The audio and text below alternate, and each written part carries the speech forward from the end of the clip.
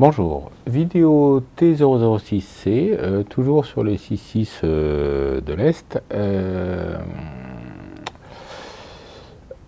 qui va finir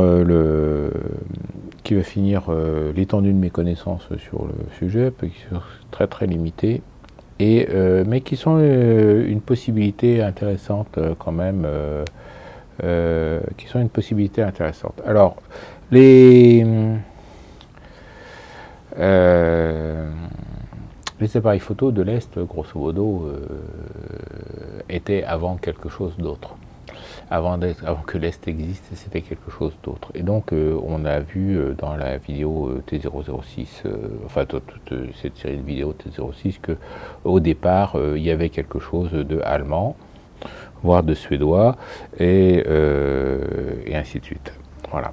Et donc, dans cette vidéo 6C, je vais essayer de couvrir l'étendue de mes connaissances sur le reste de ces choses-là.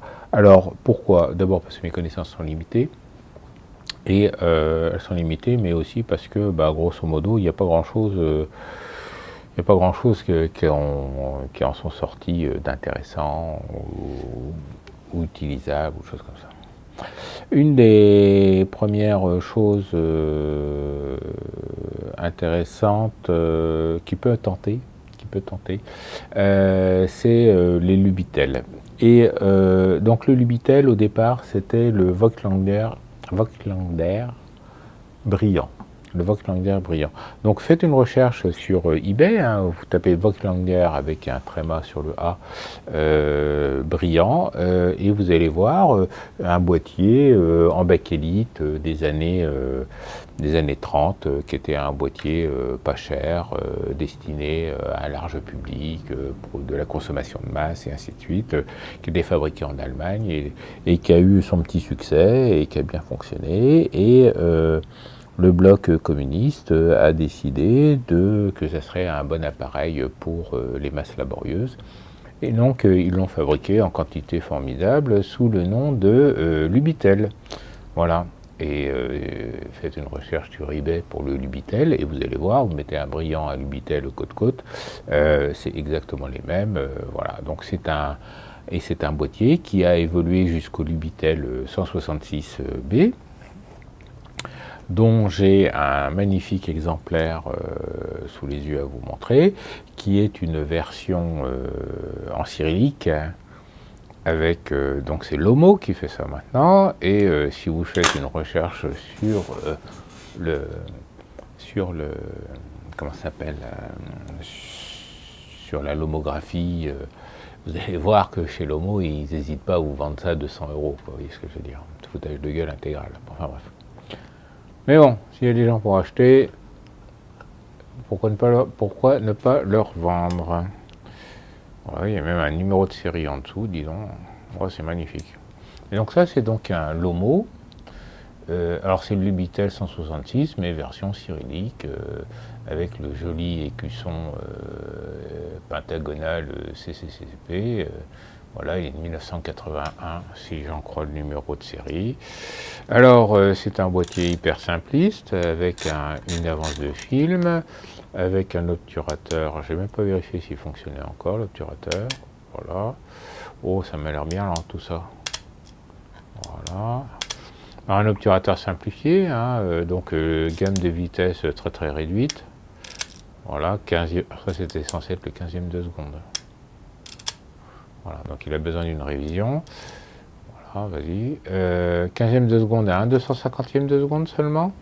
15e de seconde à 1 250e de seconde. Diaphragme 4,5 à 22. Voilà. Alors ce boîtier est intéressant d'un point de vue... non, sous aucun point de vue. Mais il est curieux. Il est curieux à bien des égards. Alors il est curieux parce que Donc c'est un 6-6 double objectif, donc normalement l'objectif du haut et l'objectif du bas sont identiques et ont la même distance focale. Et quand vous faites la mise au point, vous déplacez les deux objectifs de manière identique, soit comme à la façon de relais flex avec une platine qui se déplace, soit comme ici avec un système d'engrenage et de pignons. Alors je ne sais pas si on va bien le voir, si je le mets un peu comme ça, on a les pignons et les engrenages, voilà, et donc quand je tourne un objectif, les deux se dévissent et avancent. Il y a un pas à gauche, un pas à droite, donc les deux avancent de concert. Et voilà, et ça fait la mise au point. Et il est curieux, donc il est curieux déjà par ce système-là qui est plutôt rare parce que c'est un peu la chiotte à régler. Du coup, vous avez votre écart d'objectif qui doit être très très précis puisqu'il faut rester dans les dents. Et alors on m'en a donné deux d'un coup, et il y en avait un qui avait besoin, qui perdait ses dents. Et alors il est intéressant par un deuxième point de vue, c'est que, alors je ne sais pas, c'est pour faire des économies ou quoi, mais enfin toujours est-il que les deux objectifs n'ont pas la même distance focale. Et malgré que ça soit un 6-6, on a un verre de visée qui est ridiculement petit, qui doit faire 4 cm par 4 cm. Voilà. Voilà. Donc ça, c'est plus petit que le... Là, je suis à peu près à la même distance que pour les vidéos, pour les Hasselblad et le Rolleiflex, la T005. Donc, vous voyez, je suis à la même distance. En fait, c'est plus petit. Ça fait 4 cm par 4 cm à peu près. Et c'est un viseur avec une lentille claire, avec une partie dépolie au centre. Donc le dépoli permet d'utiliser la petite loupe pour faire la mise au point. Voilà. Et puis et la lentille claire permet d'avoir une visée alors, magnifiquement claire. Et parce qu'il n'y a pas de et parce que la lentille refocalise la lumière vers votre œil, donc du coup on voit vraiment très très bien et choses comme ça. On voit vraiment très très bien. C'est vraiment une visée magnifique du point de vue de la luminosité. Bon, point de vue distorsion et des choses comme ça, il y aurait peut-être à redire. Bien sûr, dès qu'on décale l'œil un peu à gauche, un peu à droite, et ben on sort du cône de lumière, donc du coup on voit noir, mais c'est pas grave, à la limite, bien sûr, on cadre bien. Et bon, là je suis à peu près à, aller à 40 cm du viseur, et je vois l'entièreté du champ offert par le viseur. Alors, la lentille étant plus courte, le champ du viseur est moins large, mais l'angle de champ visé est le même, à quelques pourcents près, est le même que l'objectif de prise de vue. Voilà. Et alors, je ne sais pas si on va le voir, mais vous voyez, là, je suis en mise au point à l'infini. Donc, la bague chromée de l'objectif de visée est en dessous du haut de la bague chromée de l'objectif de prise de vue, et quand je vais faire la mise au point à la distance la plus courte, on voit que l'objectif de prise de vue, de visée, est maintenant passé en avant de l'objectif de prise de vue. Donc ça a quand même été calculé et tout ça, donc ça fonctionne. Hein. Alors moi j'avais un Lubitel 2 quand j'étais gamin, j'avais fait des photos avec, j'ai jamais eu de problème de photos floues, choses comme ça. La qualité optique de l'objectif, bon, c'est un 4.5 75, un 75 mm ou un 4.5, donc quand vous fermez à f8, ça va, c'est correct, c'est pas mauvais. Bon,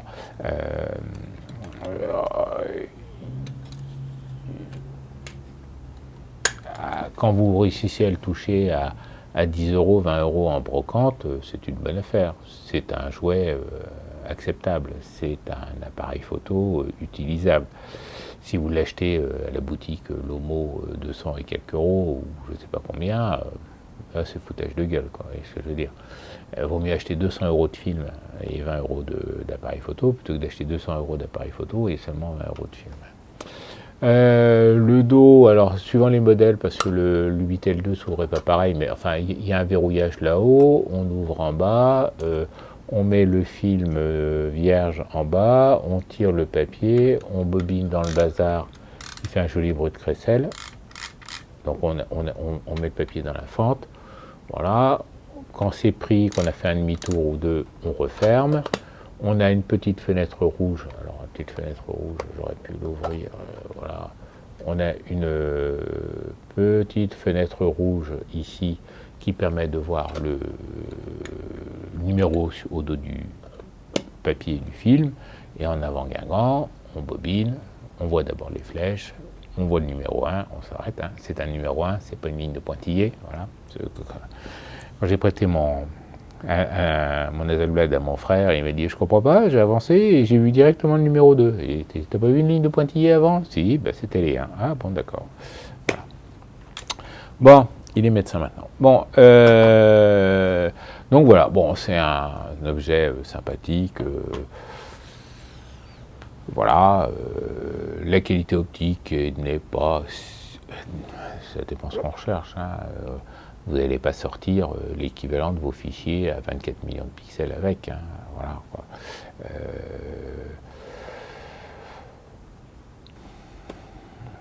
Que dire de plus? 20 € c'est sympa, 30 ou 40 c'est pas... vous passez à côté. Voilà. Donc, un autre appareil alors, que je n'ai pas. Je n'ai pas ces boîtiers-là, parce que j'ai réussi à éviter ça. Et, non, c'est pas ça. Mais qui peuvent être intéressants et qui visiblement ont leurs aficionados et qui doivent être bien. Alors, moi, je n'ai pas les versions russes, mais j'ai les versions allemandes. J'ai les versions allemandes. Et ça va me permettre d'ouvrir une parenthèse sur l'entreprise Zeiss.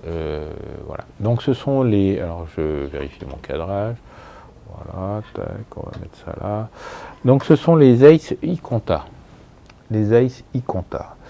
Alors les Zeiss Iconta ont existé en 6.6 et ont existé en 6.9. Et ce que je vais dire va être valable pour les 6.6 et pour les 6.9. Et l'appareil russe qui a bien du succès, c'est le Moskva 5 qui est un 6.9. Alors il doit ici exister en 6.6, mais je ne connais pas tout. Voilà. Et ces appareils photo sont destinés à un large public amateur et n'ayant pas forcément des moyens importants, mais voulant faire quand même de la bonne photo. Et Monsieur Zeiss a fait donc ces boîtiers-là dans ce but-là.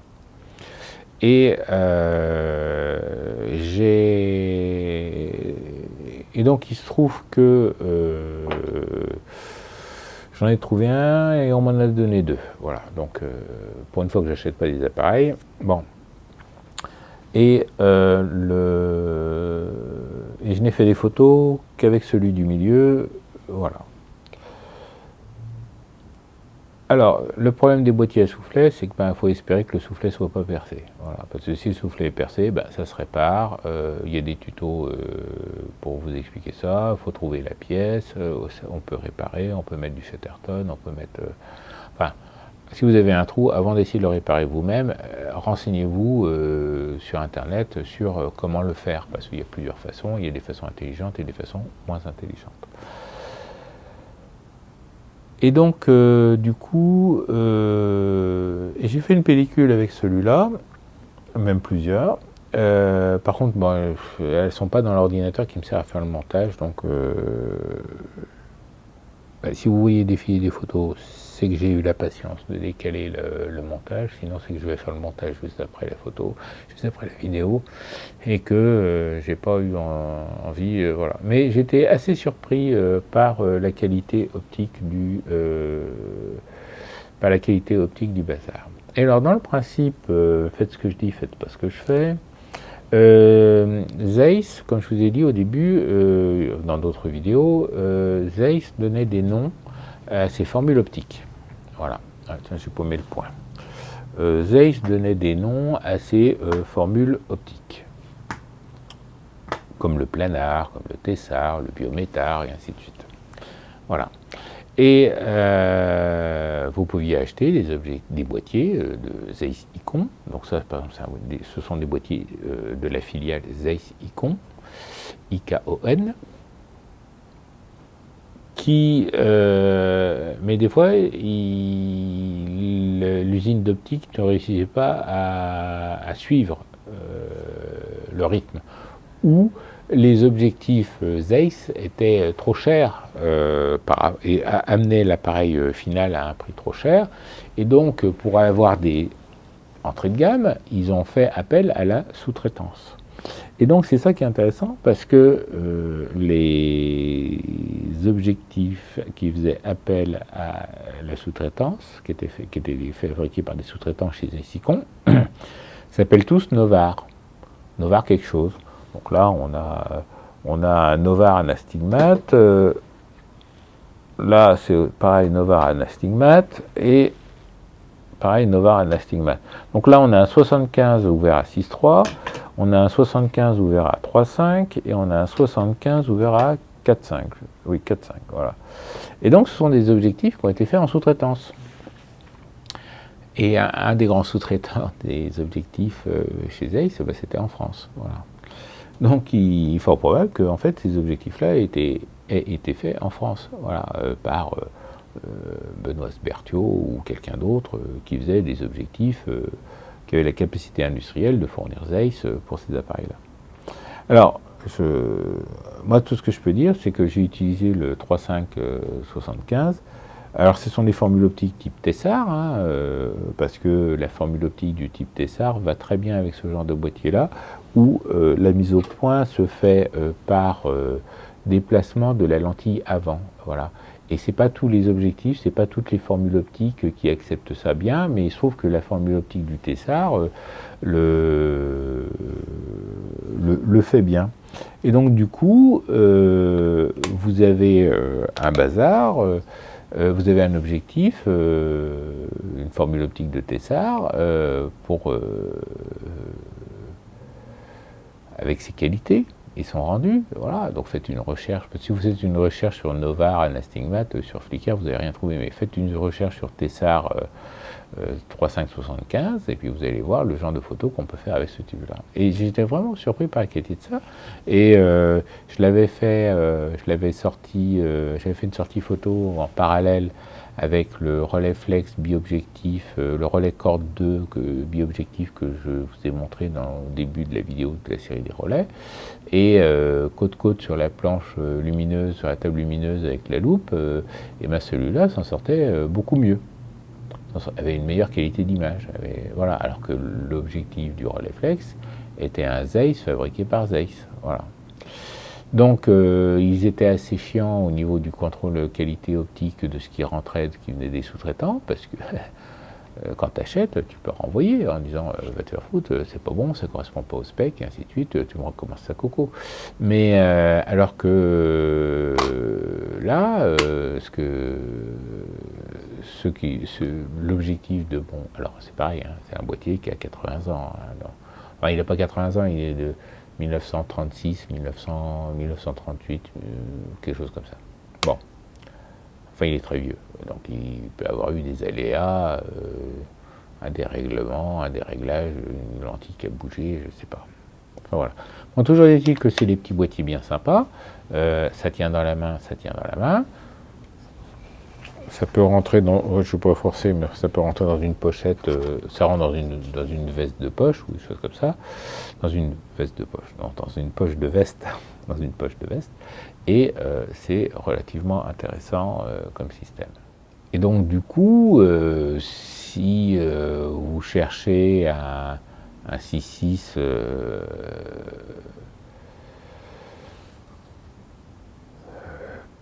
petit, léger, pas encombrant, et bien les Zeiss Ikon peuvent être intéressants. Les Zeiss Ikon allemands d'avant.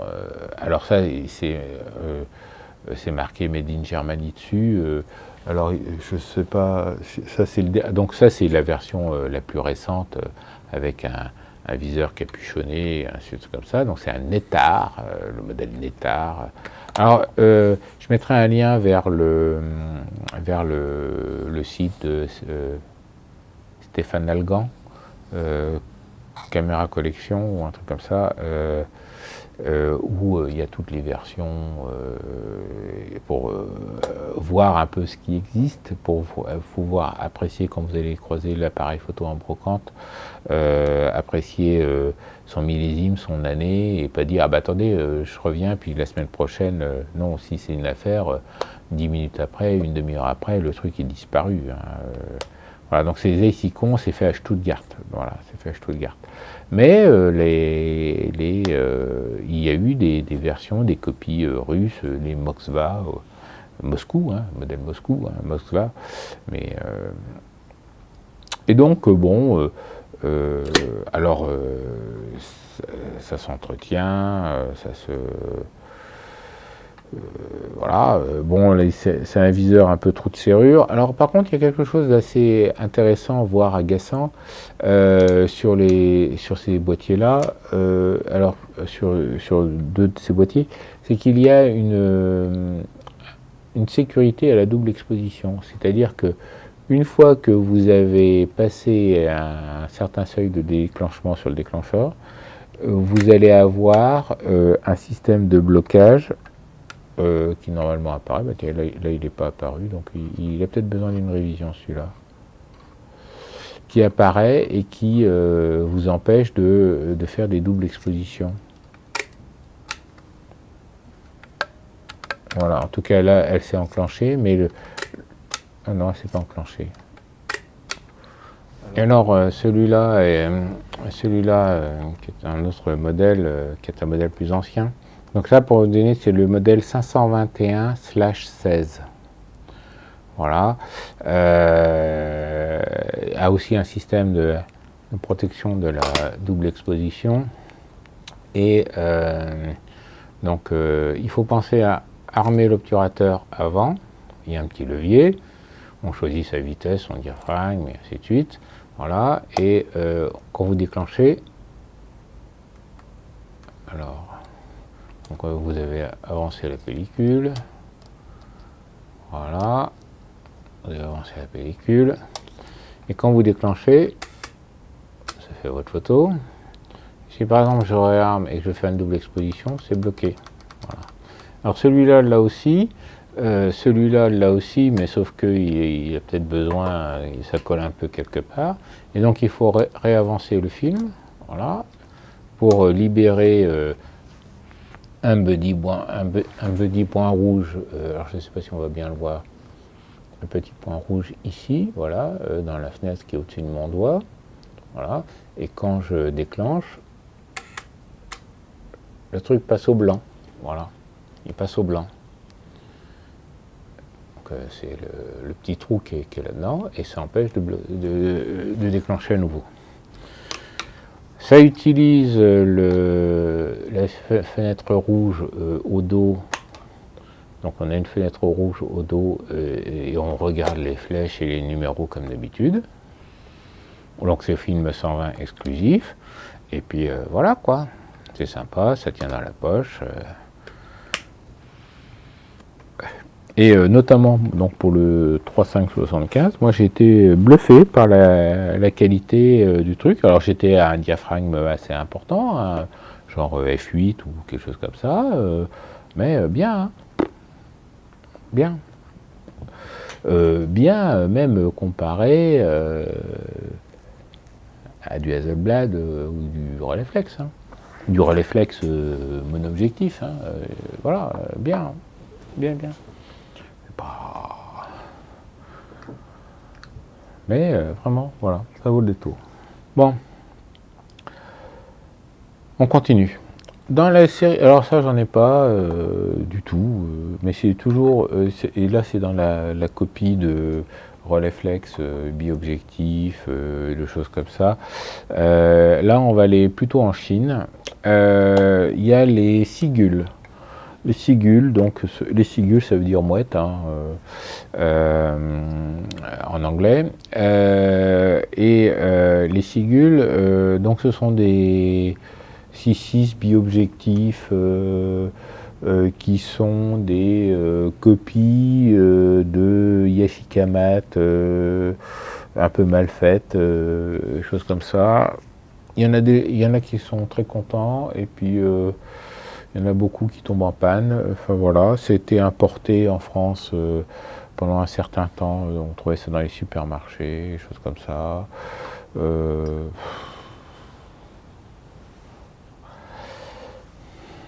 Pour moi, c'est foutre 100 euros, 200 euros, 300 euros en l'air pour rien.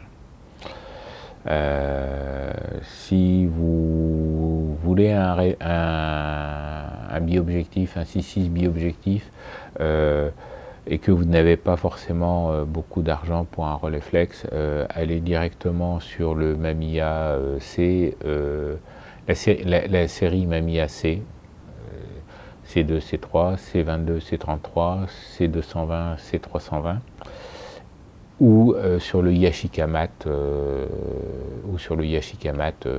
124, qui va très bien, qui vont très bien, puisqu'ils sont plusieurs.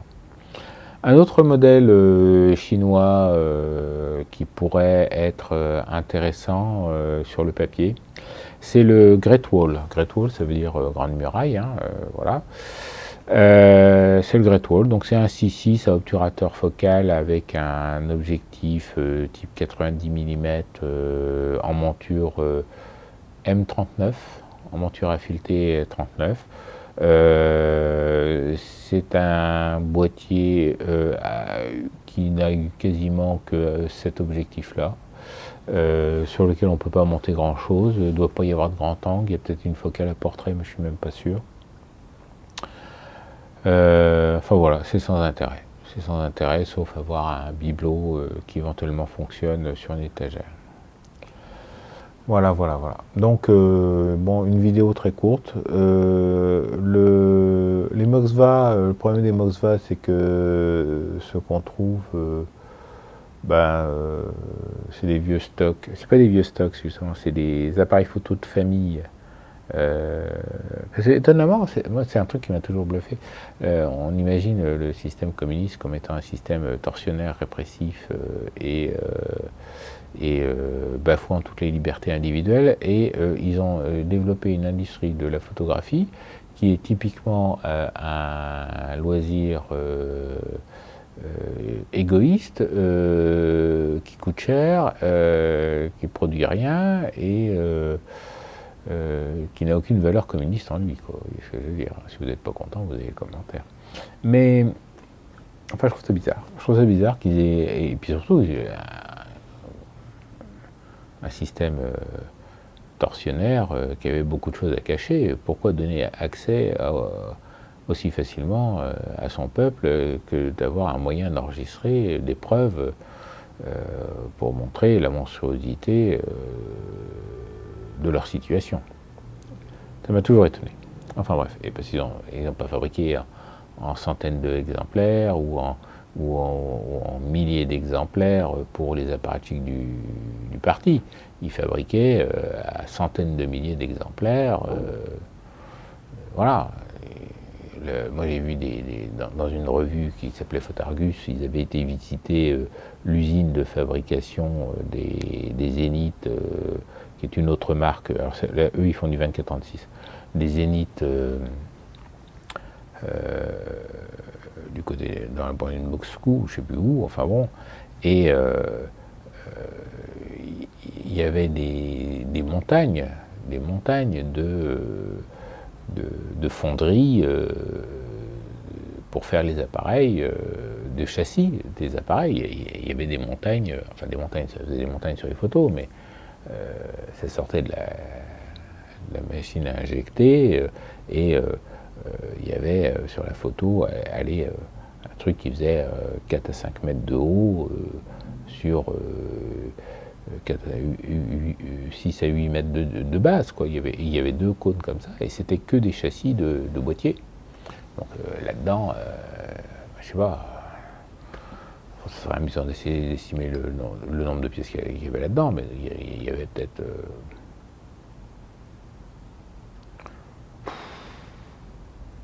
quelques milliers de pièces là-dedans, et c'était la production de la journée, quoi. Vous voyez ce que je veux dire.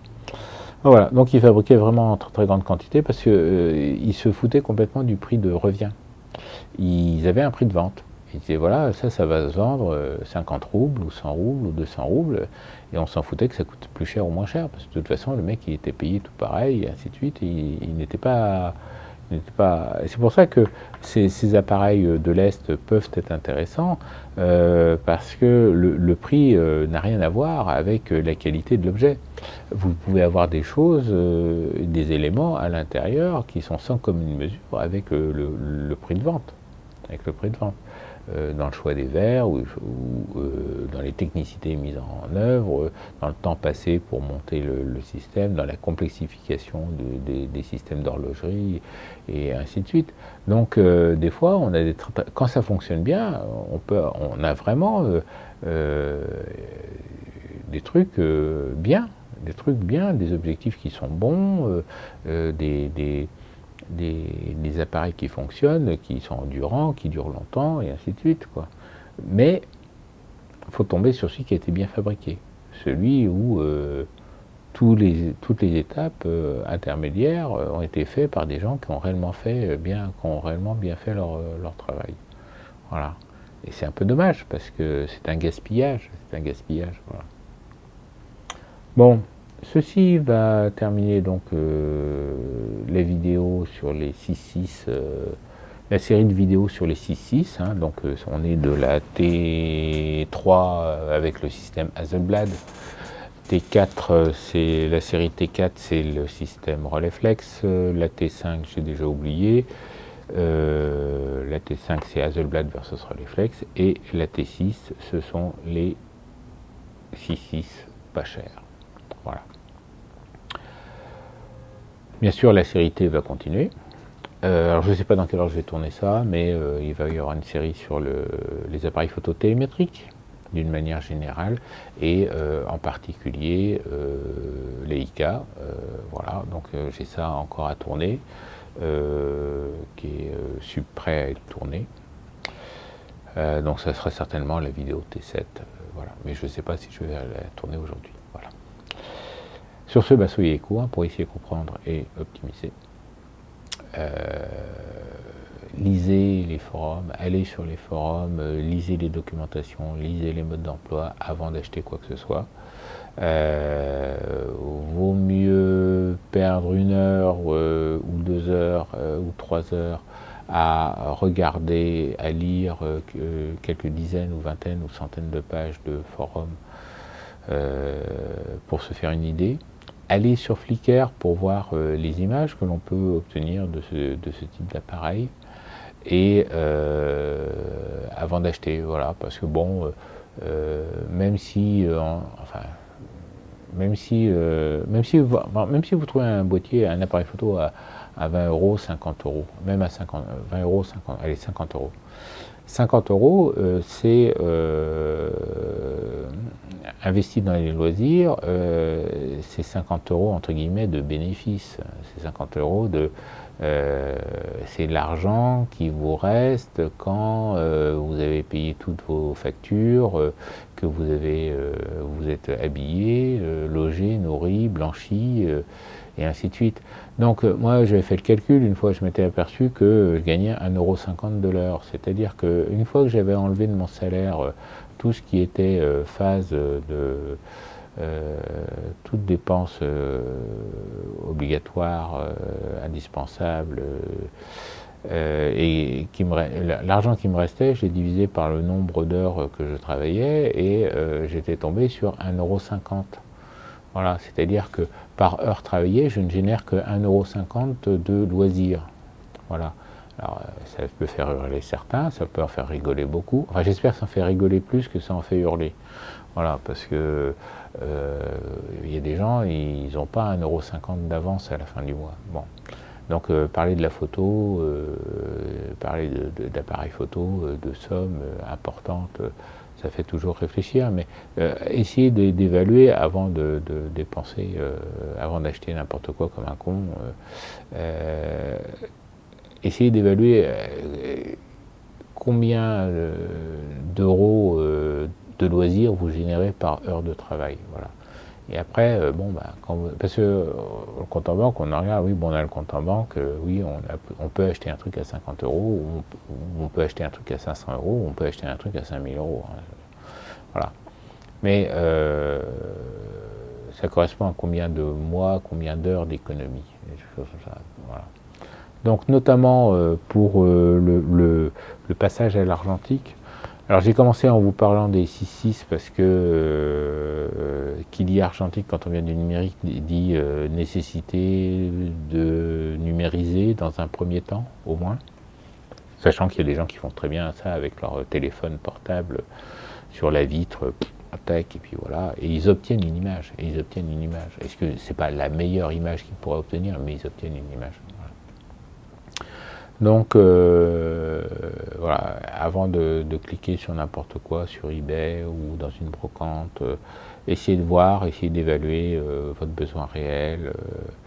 Enfin, un besoin réel, c'est du loisir. Hein. Ramenez ça aussi à la pizza, au prix d'une pizza. Ouais. Si de temps en temps vous faites le plaisir de vous acheter une pizza au camion ou d'aller dans un restaurant qui est entre guillemets le moins cher, c'est la pizza ou le McDo. Et puis vous commencez à diviser en disant voilà, un boîtier comme ça, en brocante, ça peut être moins cher qu'une pizza. Ça peut être moins cher qu'une pizza. Voilà, parce que maintenant vous avez des pizzas à 20 euros. Quoi. 15 euros, 20 euros. Mais une margarita, c'est dans les 10 euros. Voilà. Donc, voilà, donc le boîtier, il peut valoir une pizza, deux pizzas, trois pizzas, ou un Big Mac, ou des choses comme ça. Et essayez d'évaluer ça comme ça pour vous rendre compte de la valeur de l'argent. Quoi. Je dis ça surtout pour les jeunes. Hein. Pour mes aficionados de Courbevoie, ils doivent être en train de rigoler. Bon, enfin bref. Voilà, donc soyez éco, essayez de comprendre, d'optimiser, et puis après, faites-vous plaisir. Au revoir.